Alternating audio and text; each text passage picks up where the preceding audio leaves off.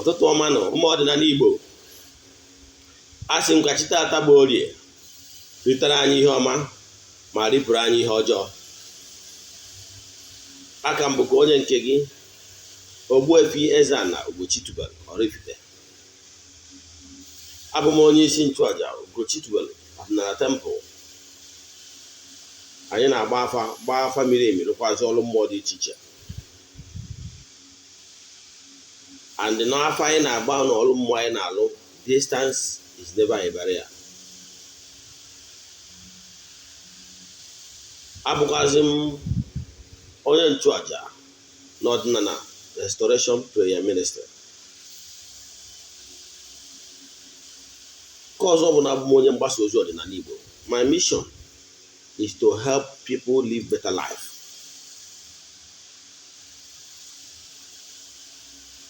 Isiokwu anyị ji bịa n'ụbọchị taa bụ ihe ị kwesịrị ịma gbasalụ negative energies, starting from cause Uchu, gbadata na ndị amoosu Akaliogheri ya na Ogbonuke. Ị ga-aghọta ihe mmiri ihe niile apụta taa.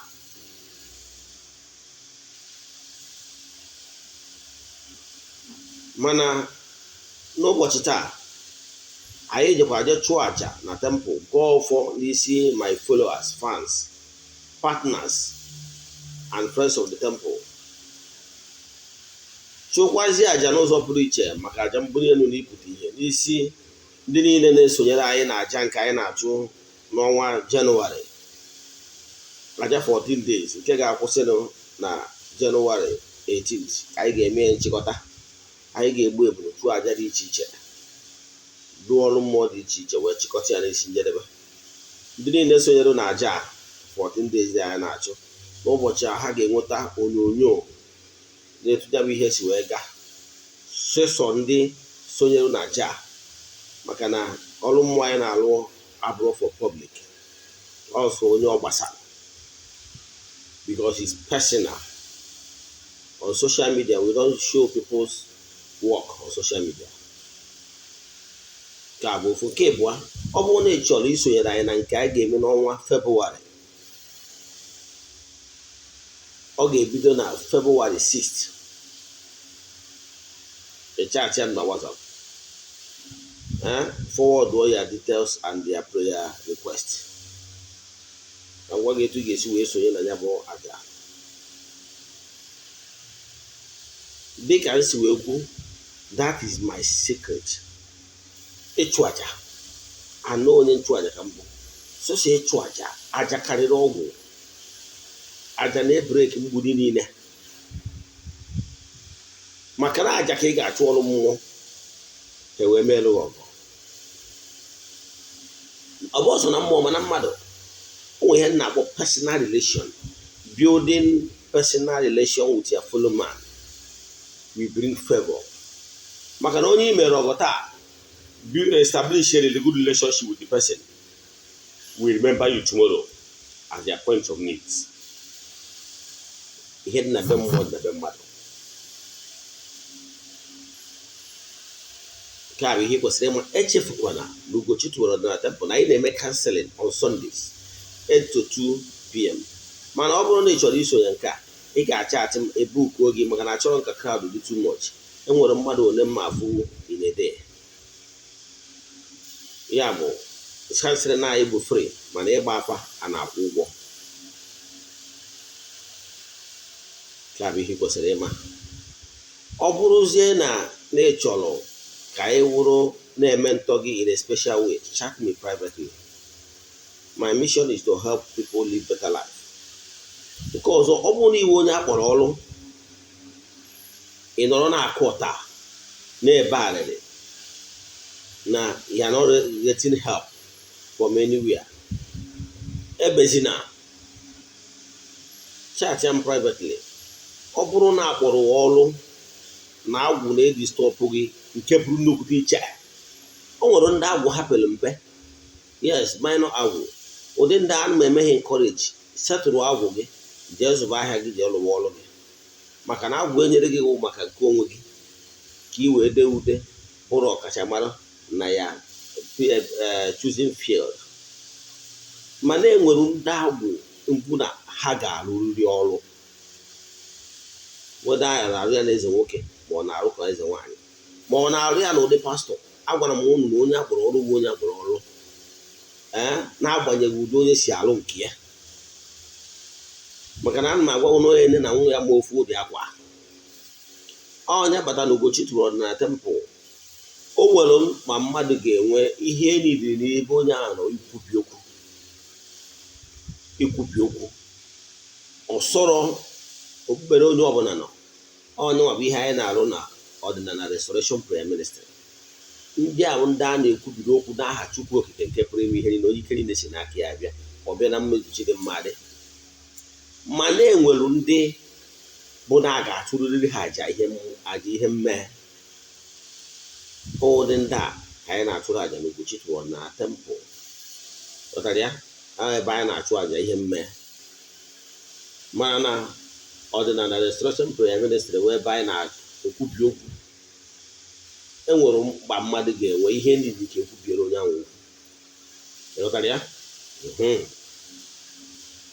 So ndị na ọ bụrụ na ị bịa anyị gbaa famili ma malụ ebe ọkpụkpọ oku dị ma kpọrọ oku, ma ị ga-alụ n'ụdị ide ekwubiri ndị mmadụ okwu, ma ị ga na-alụ n'ụdị kọọ ọdịnala na ụdị dibịa ma ọ bụ ụdị eze nwaanyị, aga m enyere gị aka ma ọ bụrụ na ịdị sincere chọọ eze oku a truly.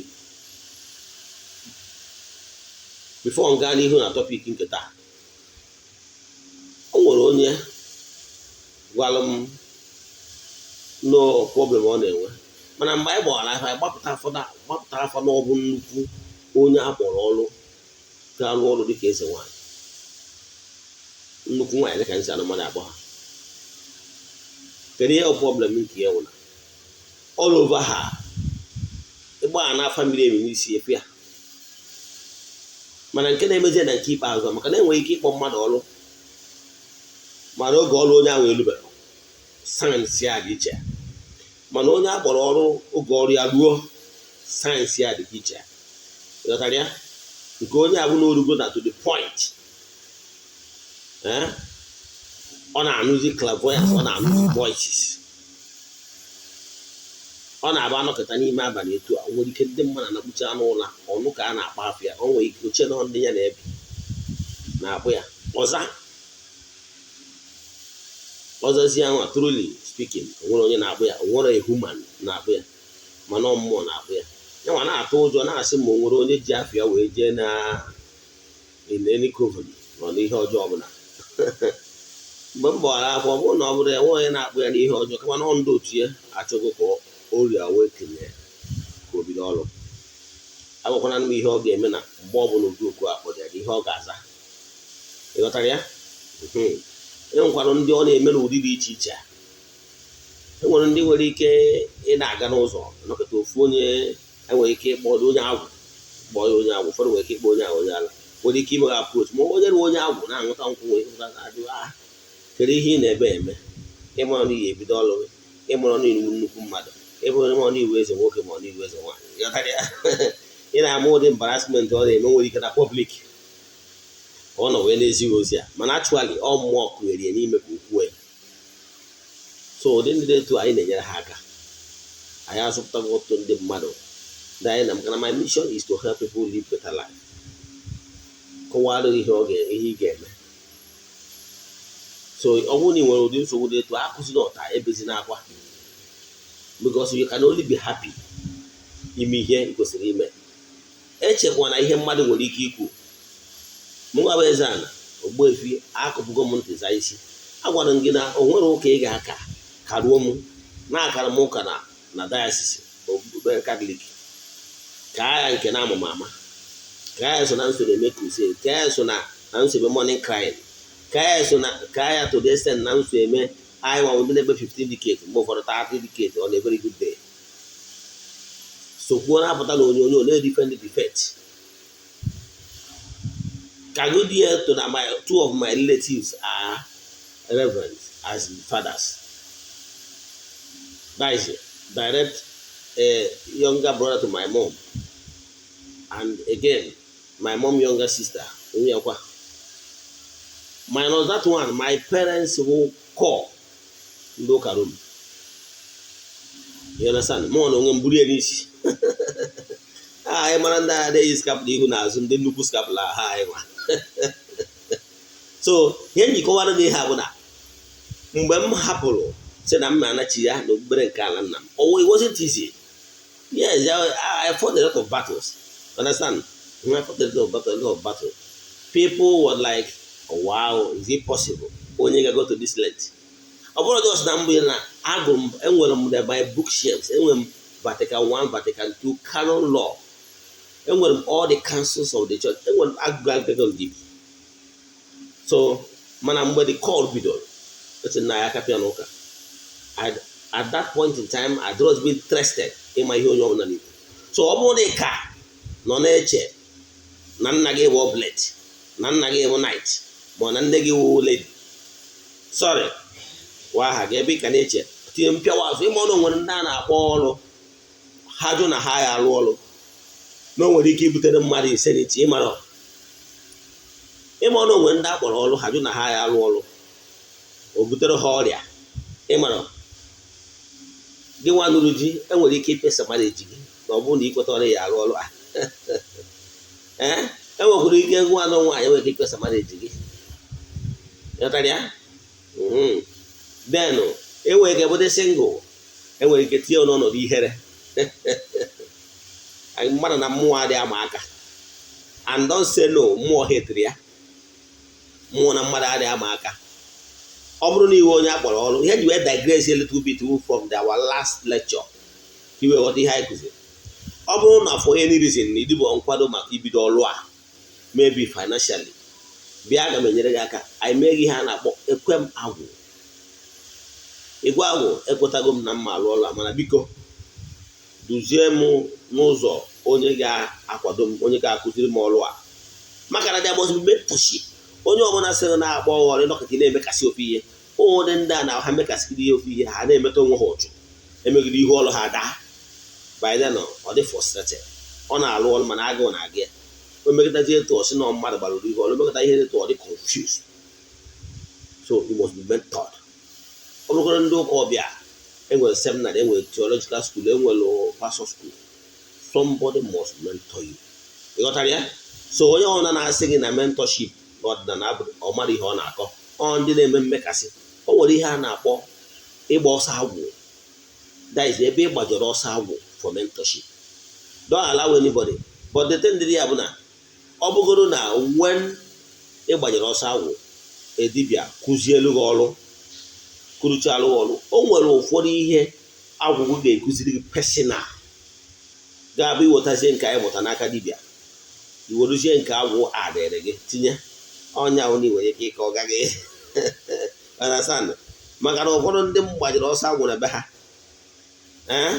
ndị dibịa m bịara across before mbido ọrụ a majority n'ime ha akago ha nche niile ọ bụrụ etu ọnụma na eziokwu ọ na-eme o depende na agwụ gị mana humble yourself enough ka inwe ike ilenụchazie agwụ gị ozi agwụ gị ya mee ka ide ude ya bụ ka ị bụrụ the greatest dibia ịghọtara ya agwụ ga-enyere gị aka nke a ga digressing a little bit from what our last lecture.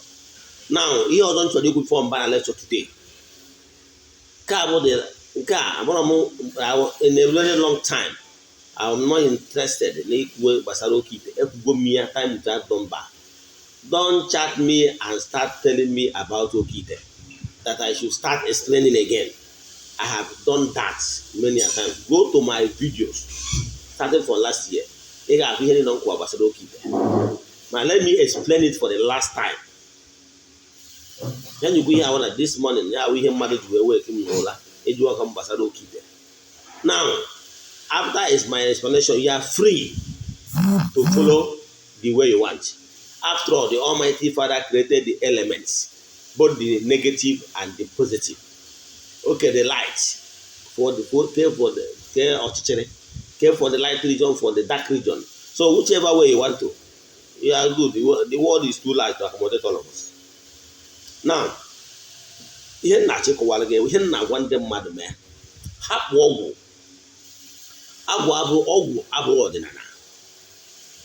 Ọgwụ bụ mmadụ follow the shortcut, and like I always say, there is always a danger in following spiritual shortcut. In spiritual development, consciousness is like walking up the staircase. In every stage, you will learn one thing or the other that will help you. You understand? In every stage, you will learn one thing or the other that will help you. Now, when on your own, you refuse to learn,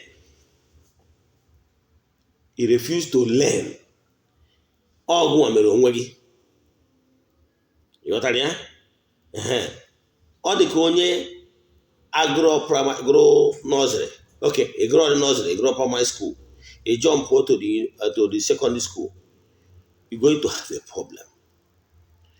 Because whenever I ebido kuzbe ihe gbasalo the primary school, ihe kwesịrị ịma ntọala, the basic, you will see that you are floating. You will be lost.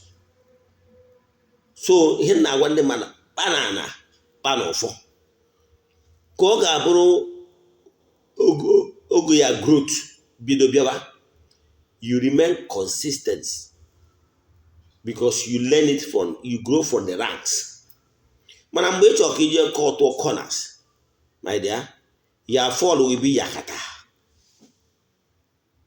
Wee makwa atụ ọzọ si na onye agbata na onye ndị na-practice occult practices, but nkụzi gbasara the danger of occult practices. Wee kọwaa that now it's better for you to develop spiritual consciousness from the ranks, develop from learning the rope, know the laws of karma, know the laws of nature, develop mature spiritually by experiencing. That is the only way you can be a better human being. And where is like somebody that passed exam meritoriously. You passed your exam because you are the one that you study hard and learn it and wrote your exams. You can defend it. Nobody will take it away because it's a knowledge and wisdom you have, maturity you have already acquired for yourself. Onye sere na chọrọ igwu mmiri, that you want to swim past an ocean or a river, you went and get those swimming jackets, life jackets, and rest of them, even your oxygen and whatever. That is the swimming aids complete. Now, and you begin to swim. Now, when you swim, you can swim, yes. But when the needs and challenges arise, you cannot do anything. I want to practice occult training, that you are making yourself vulnerable to the spiritual danger. Because even your grandmaster knows your weakness. Your grandmaster knows how to hijack you. Your grandmaster knows how to punch those your powers, and you'll be drawn. You understand? Because you did not develop the spiritual power yourself. You follow the shortcut to be at the summit of spiritual radiation, the summit of power. By so doing, you are making yourself vulnerable to spiritual danger because another person knows your secret, knowing that truly you are not really matured inwardly. You are using swimming aid, they can punch to you or whatever tube you are using or whatever, and you'll be drawn. You understand? Man, develop what the swimming skill. I remember when I was small in my village, because we have water, river, streams around us. Now, a lot of our village people and even township people knows too well how to swim. They can jump into the stream and start swimming. Any style, they can give you any style you want. They can be under the water like 10 minutes, 15 minutes, and even 30 minutes. They can use any style. But you as a novice, if you go there, you can be drawn. So, but what I am telling you now is that knowing how to swim makes you to be a free soul, a free spirit in the spiritual realm. And it's very difficult for anybody to harm you because you matured and learn the tricks from scratch. But when you now go and acquire the power, now the person that gave you that power can take it anytime. And by that time you have already exposed yourself. And it will be very difficult for you to have protection. You know what? Now, ị chọrọ ka ihe ọma na-emere gị, ị chọrọ ka favor na-emere gị, ị chọrọ ihe gwa nwoke ka o mere gị, ihe gwa nwaanyị ka o mere gị, ị chọrọ ị na-alụ ka elephant ka ị na-eri ka elephant, ị chọrọ ka goodies of life na-abịara gị, ọkwa eziokwu? Yes. Now, ihe na-achọ ịgwa gị bụ, it's like somebody planted corn. You harvest your corn, nurse your corn. Then when the time of harvest comes, believe in me, you harvest your corn and nobody will stop you from harvesting your corn because you are the one that planted them, nursed them, and the time of harvesting, you harvest your corn. You know what I mean? Mana, when you decide not to learn the process, you are following the shortcut. So when the mother in this Odinana is not magic. Odinana Ogwu is a corruption process. So now from the magical and mystical stuff. In the name of civilization. Odinana is a way of life of a people. Odinana. Ntonana. Etundisi ebindo. So what you need to do is, one, if you come back to Odinana, gbaa family malụ ya root, malụ dị ntọala ngwurube nna gị, maka ihe na nna gị nwere ike o jebere ụka wee kọtụọ ilen ihe o kwesịrị ilen from his own father unto so na ọgwụ onye riri eri. Therefore, nna gị enwerozi tangible experience or history o nwere ike ịkọrọ about your family. Your family nwere ike ọ bụrụ na na-enwere ọgbụgba ndụ with entities of powers. Ọ dị etu ụmụ Israel si wee nwee ọgbụgba ndụ with Chukwu okike nke pụrụ ime ihe niile wee nwee ihe akpọrọ Act of Covenant. Most family nwere ya. Family nwere ike nwee ọgbụgba ndụ with angelo nke Chukwu a na-akpọ ọdụ ọmụmụ, ụfọdụ na-akpọ ya akwari ọmụmụ site na depending na side Igbo ebe si wee bịa, and so on and so forth. Bụ ọnọdụ ịfụtara onwe gị. Now, ọ bụrụ na ịghọtacha ihe niile ndị a how things work, ị maa na ihe ị kwesịrị ime ewu ịgbagoro afa malụ ezumezu mmụọ so gị, malụ ihe agwụ gị, ebe mmụọ chọrọ ka iso na ya talent, weda ma ị ga-abụ onye ga-eme ọfụma na ịzụ ahịa, ị ga-abụ onye ga-eme ọfụma na ọrụ aka, ị ga-abụ onye ga-eme ọfụma na nka ụzụ, and so on and so on. Ka ị mara left for your right, ị marachazie, ị marụzie na onwe negative energy so gị because of amaghị ama. Ị marachazie ihe niile ndị a dịka m kwuru, negative energy like ịsụ ụchụ maọbụ ndị amoosu maọbụ Akaliogheri bụ ndị like negative energy, like ndị ụka kpọrọ ndị evil spirit. Akaliogheri bụ etu esi enwe Akaliogheri mmadụ ka esi nwe Akaliogheri mmụọ. Akaliogheri bụ mgbe a na-asị Akaliogheri mmadụ asị ebe abụọ, ihe ọ pụtara na onye nwere ihe o mepụtara. So o nwere ndị that once live on earth, they didn't achieve anything, and they swore that since they did not achieve anything, that nobody will achieve. So they keep on bringing negativity around individual, especially when Uchu nọ n'ụzọ gị. Maka Uchu abụrụgo cause, Uchu abụrụgo dark energy around you, hovering around you. So whereby dark energy is hovering around you, you will be attracted more negative energy coding ndị amoosu ndị Akaliogheri Ogbonuke and so Akaliogheri bụ ndị enwere ihe ha mepụtara. They now said since they did not achieve anything that no other person will achieve, they keep on bringing negative things. But you can warn them off by living a good life, by sowing a good seed,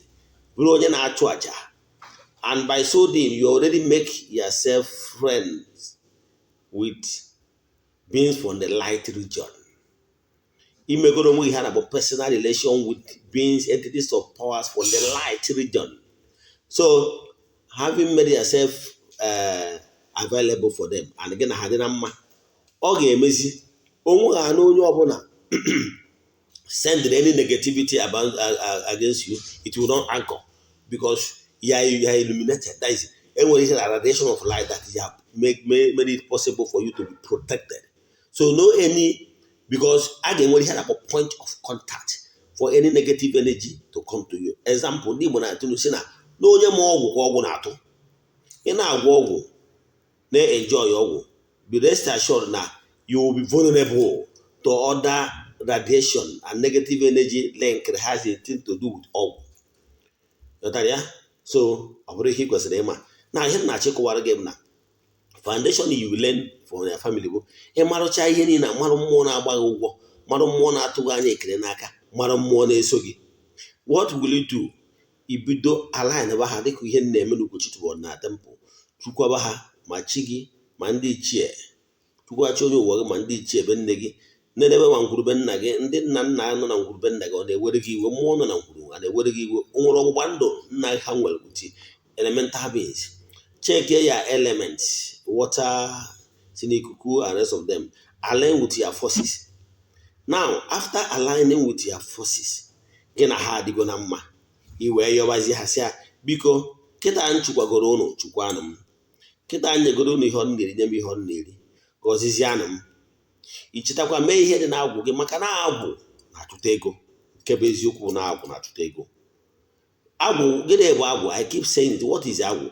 Agwụ bụ a spirit, whose spirits deep behind every giving talent, and every human being with his own or her own talent.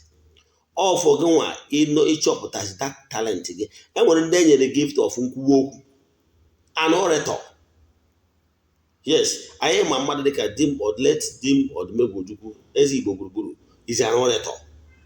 Or somebody ga-abụ ọ na-enye speech, everybody agụchasie ntị ike na-ege ntị. Ịghọtara ya? So ọ na-ege ntị ya pụtara na ya convince anybody. Wee je abụrụ ya ka ọ convince ndị mmadụ, because he is an orator. So ebe a ka spiritual strength lies. So ị nwere ike gị nwere wee bụ an orator. What you will do, fortify your agwụ, arrange your agwụ, gwa agwụ gị na tata ị na-echukwa ha, na-enye ha direction. Na ị chọrọ ka anya agwụ achụtaba ego. Kebe eziokwu na mgbe ọhụrụ na ibido chukwawa agwụ chụtaba ego, agwụ ahụ achụtakwara gị ego.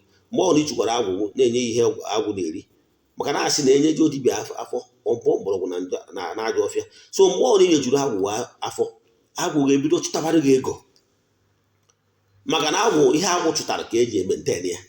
So agwụ ahụ amarago na ebe ọ bụ na ibidogo ha enwego harmonize ya ha, put them in her direction, the way forward. Now egwazie ha gbasara na-alụ agwụ na tata na-alụ agwụ a na-achịkọnata ha, ha bido ha chụtawakwa ego n'ọkwa ihe agwụ chụtara ka eji maintain ya. Agwụ abaọlụ, that's your orator, that's your gift. Agwụ ahụ eme that your gift anyị were chụtawa ego. Ịma ọnụ nwere ndị dịka AY life, enwere AY, enwere kọwa dem, basket mouth dem. Ndị niile a bụ ndị bụ talent anyị ya si not useless.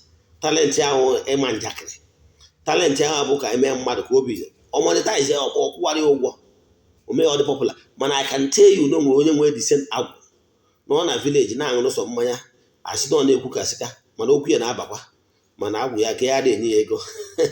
Ghọtara ya? So ị ga-ịhazie nke gị, monetize ya onyewe ego. Ị nwere ike ịhazi ya talent, ịma ya talent, hazie ka even take it to social media. Ọkwụwa ụgwọ ịma mmadụ the type of millions and billions of naira that flows into people's accounts from social media. But what you don't know, like I always say, is only a mystery to you and not to all. So ihe na-achịkọwa bụ ịmara ihe ahụ ihe ị ga-eme kpazie ihe gbasara agwụ gị from A to Z. Once you align with all these forces that follows you, your elements, ndị yi ụwa gị, ndị ọgbanje gị, ndị niile gị na ha so, believe in me my brother, ọ bụla ahịa ka ị na-ele, ndị mmadụ ga-aga shọpụ dị iche iche bata na nke gị. Ọ bụrụ akwa ka ị na-akwa, ịnọkọta etu a agwa bịa, agwụ nka na ụzụ, ọ pịaghị dizaịn n'ụbụrụ, ọsị ngwa gị sieta mee akwa meta mgbe ị na-akwa ọsụ shiepu etu a ịkwacha akwa onye chere akwa yirigara ya n'ahụ pịam ọkwụrụ asị ka etọrọkwara akwa. Ị ghọtara ya? Agwụ na-enye gị that spirit of creativity. Ị nwere ike bụrụ biznes, bụrụ a business magnet, ị nọ ọnọ ikreti ewe manufacturer, ikreti one thing ọba ahịa iribe.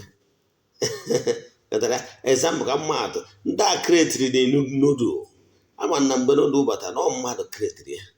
Ka gwa gị eziokwu, this thing is a formulated food and also somebody emanated from somebody's brain, from somebody's bag of agwụ.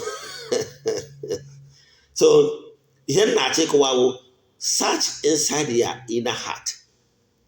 Ị ga-afụ that ya gift ndị mmadụ na-ekwuru inwere. Ọ ngwa ndị nwere onyinye nke ha ji eme counseling. Counseling o jide na-eri, take it to social media. Onwe ndị mma today, they are earning big from social media, simple because they take their teaching and counseling social media. Before you know it, the person will have a large number. Before you know it, the person will have a large number of followers. They start making money. So even if you are into entertainment, creativity, ị mara nnọọ ebe ọ bụla na-enye gị aṅụrị, n'ebe anwa ịdị too good, monetize it, rụọ agwụ ya. Ịlụcha agwụ ya, sikwazi agwụ na ị ga na-esetụrụ ya, maka na onye kene sọni ekene ya. Ebuwakwana agwụ wụọ ọnụ. Ọnya mistake ndị mmadụ na-eme. O nwere ndị na-abịa lụcha agwụ na-ajụ gị, iso na ndị na-abụ lụchara agwụ 3-6 months 1 year ifidibere agwụ gị, ibuwe agwụ ọnụ. Kere ka isi ehopu na agwụ enye gị ego. Ịma ọnụ onye kene sọni ekene ya. Ịma na ndị Igbo na-atụ isi onye kwa aka nri aka akwa aka ịba akwa ga aka ịba akwa aka nri. Scratch my back, I will scratch your back. All the laws of sowing and reaping. In the spiritual realm, this is natural laws that governs the universe. If you sow, you reap. If you did not sow, forget about reaping, because it's not for you. But some of you want to reap without sowing. Ụfọdụ na-abịa nkọwa ha the principle. Agbachala ya afa inwere ego. Now, ị na-achọ dibịa ya sị gị ga-eji ego ya wee rụọ ọrụ. Na-agwazi ya na ọ bụrụ na ya o were ego rụọ ọrụ chịrị mmadụ gị, ị bịa kwụọ ya ụgwọ. Kedu ka o si dị ka ọ dị possible? Kedu ka o si dị gị ka ọ dị possible? Even the natural laws that governs the universe will not even permit it. Yes, it will not permit it because you did not follow natural laws. Natural law made it possible that if you plant, nurse, maintain, then time of harvesting, you harvest. That is natural law. So if you don't, there must be law of balancing in the spiritual realm. And then don't forget, one thing mistake in the man name,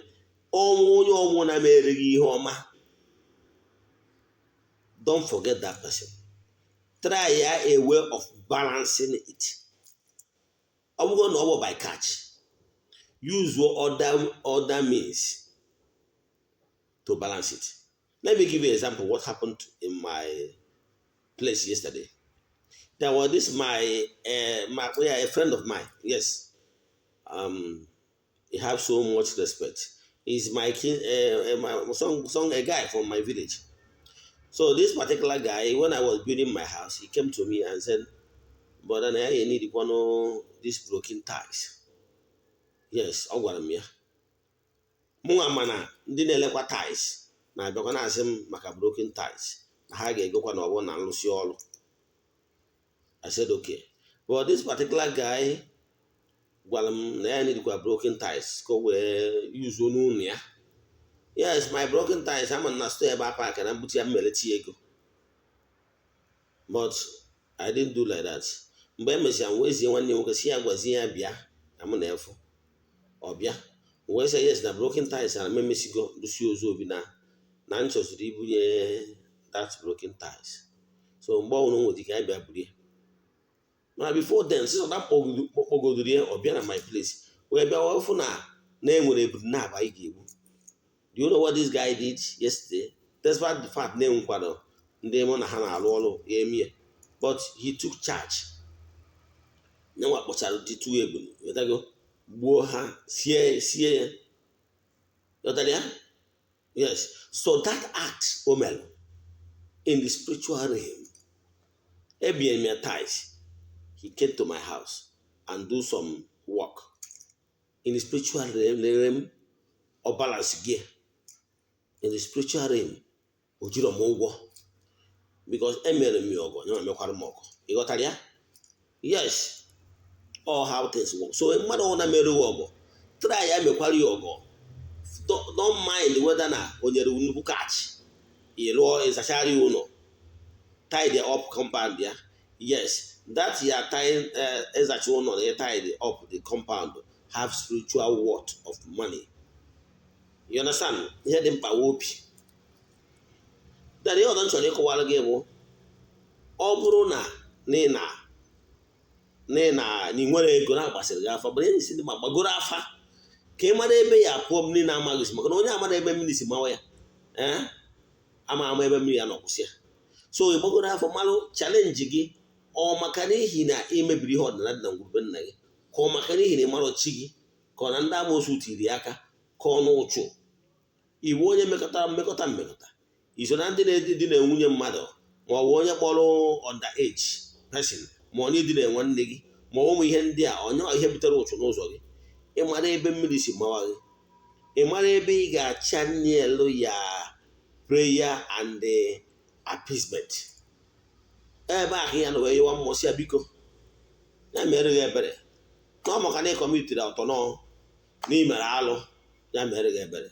Mgbe ahụ iwerezie na-akwa ọkụkọ Igbo wee na-eze n'iwe na-ayọ ha biko na ịkwetago na ya alụ ọrụ kpụọ alụ dị n'ụzọ gị, mana biko na ịfụrụ ụzọ na ịfụ ụtụtụ lacha. It will help your prayer to give your prayer direction, because ọ bụrụ mmadụ na-aya malaria ọ na-etiri typhoid. Ịghọtara ya? Nke a bụ ofuso onye ịgbacha afọ anwa ten mana ị nwere ego iji alụ ọrụ. Don't bother. O nwere ndị nwere ego ha ji lụọ ọrụ before now, mana ha bịa n'Ugochi na but today they are smiling. Ihe mmụọ chọrọ sincere heart. O nwere ike nwere ego iji alụ ọrụ. Ihe m na-agwa ndị mmadụ akara ngaja nwe ha na-akpa ịka aja. O nwere some certain sacrifice nwere ike iji aka megbu ma ọ bụrụ na ụchụ adọrọ n'ụzọ, mana ọ bụrụ na ụchụ dị n'ụzọ m masị mba gị bụrụ ụzọ saa ụchụ ka ị wee dị wodi ka that negative energy ga-eme ya sacrifice ị ga-eme ụmụ kịrịkịrị aja ị ga-eji aka ụchụ invalid ka ọ na especially n'ịnọ wee ebe ya anọ wee chụọ dozi aja, maka na onwe onye ya n'obodo oyibo ịma na environment ọ na-ama permit iji aka ịchụ aja ọbụla anịkọdọ nwere ike ma egotawu n'ihe ndị aja ọ ga-eme iji aka ịchụ then ịma niile dịrị onye ụkọchukwu echụziri ya. Mana ọ bụrụ na ị nọ na Naịjirịa, agwa nke ụmụ ihe ị kwesịrị ime ya ị na-eme ya na-edisi isi and onwe ihe na-akụwa ndị mmadụ jee chọọ ebe nkụzi vidio gbasara ịgụ ọfọ for 21 days. Bido gọwa ọfọ. If you cannot erect an altar, bịa aga m enyere gị aka ngwa gị esi wee erect an altar. Ọ bụrụ na ị nwere ya ma na unu ibi n'ọsọ gị na mmadụ bi ma na ọdụrọ conducive facing the east, ịpụta n'ilo mana ebe anwụ si acha data n'ime ụlọ 4 corners of your room, one side face that east. Face that east anwa ị na-ekwubi okwu. Mgbe time is 7 a.m. let it be 7 a.m. for 21 days. After 21 days, I'm going to get to he Diego 4 note wee mee iwe 4 note a mesịa ya jee chọọ ndị ayịyọ wee nye ọgwa nna na ebe ị nọ abụrụ ebe ị ga-afụ begas like ndị nọ outside the country. Ihe ị ga-eme ị nwere ike ịkpọ m onye nchụaja biko na ego a na ịchọrọ ka ka ọ banye n'ego a ga-eji wee mesara aka ọ bara. O gwara ndị na-abịakwanụ si oke na ha enwe ike imewu ịchụ àjà n'onwe ha, ngwa ka ha sonye na àjà anyị na-achụ kwa ọnwa kwa ọnwa. O nwere ike isi oke ngwa na enwere token, ngwa lee token a ka itinye afọ ya na prayer request ya ọyọ esoro ha chụrụ ya àjà. Ogworo ndị ụka ọbịa receive sense. Ogworo ndị ụka ọbịa ịdị abụgoro na abịago na-asị na àjà masị anyị na-achụ n'ụbọchị taata bụ nke ihe dị etu a na ndị dị etu a yọrọ ka erụta ha na àjà masị akpọsịwa aha ndị mmadụ. Ịghọtara ya? O sonyere. Sonye na-achịkwa bụ etu ị ga-esi wee na-atapụ blessing, ụmụ small blessing na small blessing na-esonye na ụmụ small àjà a na-achụ wụcha token. Then ọkwa nnọọ kọziri gị na ya na ị nwere ego ihe eji wee mee token for any àjà ọbụla a na-achụ n'igwe. Then ihe ị ga-eme bụ ijiri aka gị a na-agụ ọfọ for 21 days, dị very honest. Ị mara ngwa ahụ esi ị chọrọ ikwe dibịa, kwe ya mkpọ mmụọ niile gị na ha tụsịa bịa biko ọ bụrụ unu mere m ihe a nweta ego a mma ebido lụwa ọrụ n'ụzọ m, mana echefukwara inweta ego ahụ ka ị lụwa ọrụ dị n'ụzọ, maka na ịgba onwe wụ ụchụ mmụọ fụtaghasị onye adọrọsi esi ya subsequently ị na-ayọzie ka o mere gị ọmaekwe. Mana mmụọ ịgwa mmụọ si ya biko ya mere m kwa ụzọ bịa na ego bịa na ị alụ ọrụ dị n'ụzọ gị, ego bịa na ka ahụ lụọ ọrụ n'ụzọ gị. Inugo? Ihe ọzọ m chọrọ ikwu gbasara ya bụ gbasalụ ihe ị kwesịrị ịma ka m kwụzie gbasalụ ndị na-abịa jụ na ha ama ebido n'ala. Akụwago the process etu ị ga-esi wee gbaa afa dị n'ụzọ gị, etu ị ga-esi rụwa ọrụ dị n'ụzọ gị from A to Z. Ọkwa ndị mana ya alụwie etu ị ga-esi wee were ọnụ gị yọwa biko, etu ị ga-esi sonye na àjà ka ị wee wụchuo onwe gị ka ị wee nweta ego ị ga-eji rụọ ọrụ dị n'ụzọ. Ọkwa eziokwu imesizie nke anwa onye lụrụ ọrụ ọbụna ọmụnwa na-alụ, ịkpọzie dibịa si ya ekpozie mụnwa na ọbụna mụnwa mmanụ agwụ na-achụta ego, akpọzie m agwụsogunu si ya na onye dị etu a na ochukwagokwọ ụnụ, maka na ochukwago ụnụ nwa chukwana ya arụ ọrụ okuku agwụ awele agwụ achụtabarụ gị ego. Mana ọ bụrụ na ọka ịhapụ ya si ka ije mee oke ite ka eje gwọ ọrụ gị ọgwụ, ị chọrọ ife iri chi gị, ị chọrọ ichukwa mmụọ dị na be nna gị, ị chọrọ ala na onwe wit element so gị, o nwere ihe dị n'ụzọ gị lụrụ na ịbịakwute dibịa si ya dibịa achọrọ ka ị lụọ m oke ite. Dị afọ mgbe ị chọzi lụọ oke ite, ihe chọzi bụ ka ị sọpresie other entities of power asọ ọbụla na-agbawa ụgwọ ma chi gị chọrọ ịma nke onye ọna na-eme n'ọsị bụ ọrụ ọgwụ butere gị ego. Dibịa nwekwara ike ịnara gị ego mana o nwere ka ọ rụcha ọrụ a chi gị na mmụọ nsọ ga-eje gbalụọ ya, because nwere harmony. Mmụọ niile gị na ha so kwesịrị ịba akị gị adị aba akị gị, they are not happy.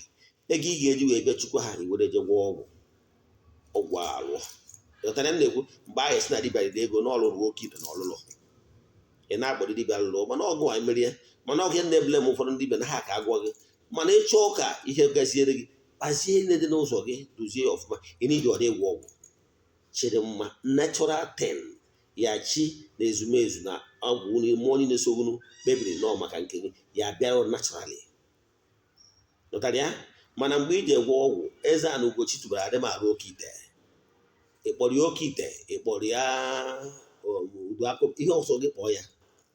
I'm not interested. Ihe ndị interested na ya bụ kọọ ọdịnala, mezie ihe dị n'ụzọ gị, mezie agwụ gị ka agwụ chụtabara gị ego.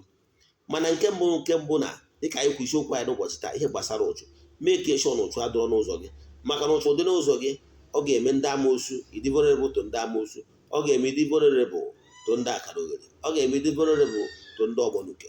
Pịachi ihe dị n'ụzọ gị ka ị wee dị ude. Akwụkwọ onye nke gị ka Ogbuefi EZE-ANA Ugochi tubelu oraifite. Inwe ajụjụ na ihe a nkụzi taa maọbụ ihe na-agbagwoju ya n'ọdịnala Igbo maọbụ ihe nkụzigoro gboo, sendere m meseji 08055783772. Ogbuefi EZE-ANA Ugochi tubelu bụ afa m.